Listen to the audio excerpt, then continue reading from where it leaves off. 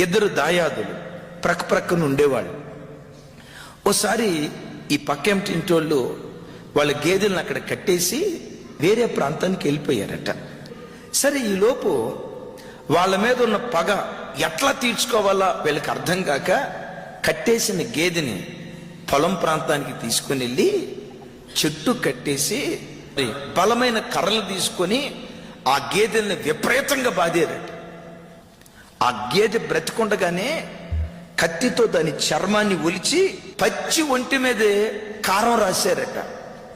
ఆ మూగజీవి బాధ తట్టుకోలేక, ఆ దెబ్బలకు తాళలేక ఓ ఓ ఓ అని అరుస్తూ ఉందట.